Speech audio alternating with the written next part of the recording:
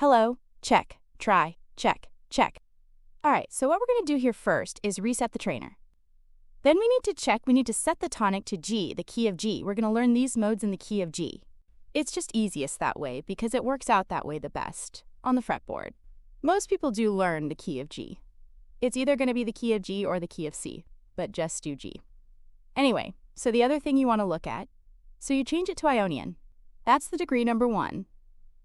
The other thing is the type. That means how are the tones going to react when you click them?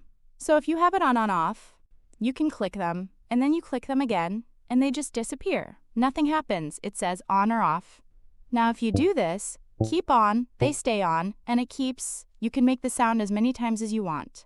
Then there's disappear, and that's just the idea is so that you can kind of try to train yourself to not look at the ones that you already played and just remember where they're supposed to be. So it disappears after every 4th one you click. So that's kind of cool, just it's something to help train you. Then the other thing you can do, so that's show the full scale. I usually keep it on, off, but either on, off, or keep on. So then if you go to just degree only, you can still click all the tones. But it only shows you as a guide, it only shows you the root tone of that degree. So the one you saw lit up there, that's a G. Each one of those is a G, it's just a different octave. So you can do it like that, and then if you really want to challenge yourself, you can make it so it doesn't guide you at all. And that's useful sometimes, because sometimes this is pretty new, it's a pretty advanced software thing here I built. So yeah, it has some bugs in it yet.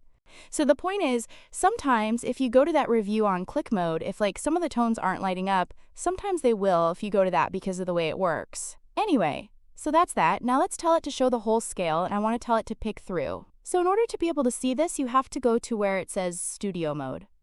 And that way you can change how the pick works. If you don't have studio mode, you can still pick, select pick. But if you have studio mode, you can do stuff like this. You can change the speed. And you can make it play patterns like this, so you can learn how to play the scale fast. That's a common pattern you hear, but people, they don't pause like that. Pausing is just to help you learn it. It would be more like this. Or even faster, people usually play it really fast. You'll hear people do stuff like that in a guitar solo, like a passage from one thing to the next. It has that, So that's just to help you train and learn how to do it. I would say start off on medium, go to playthrough and pick it. And then try doing it yourself with the mouse so you get the idea of where it's supposed to be.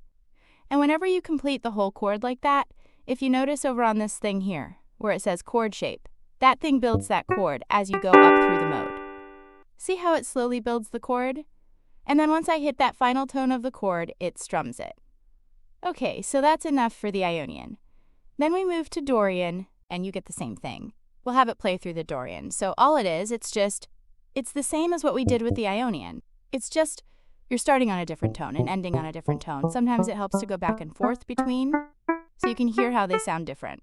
Maybe put it on fast or insane, so you can hear what it sounds like real fast, and then change it.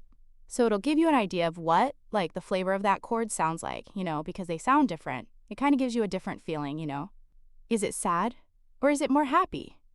Sound like something maybe you'd have at the beginning of a song, or something you'd have at the end of a song, or maybe somewhere in the middle. So, they each have, a different characteristic. So, listen to it, and then change back and forth between them, and you can get the idea of how they change. So, ideally, you can do that yourself. You get to play real fast like that, and then you can hear those sounds. And it gives you an idea of, what is that chord? If you hear it in your head, maybe you're like, well, that sounds like that scale I was playing, And then, if you can play them really easily like that, play them fast, you can get a better idea of what you're hearing in your head because you're not limited by your fingers not being able to go where you need them to go. And then you learn those shapes and learn how those shapes sound. And, you get used to the way they sound. That's why you want to play them together and learn them like this and how they relate to each other. So, yeah, learn the Dorian there. And, again, this is one of the things where it has the bug.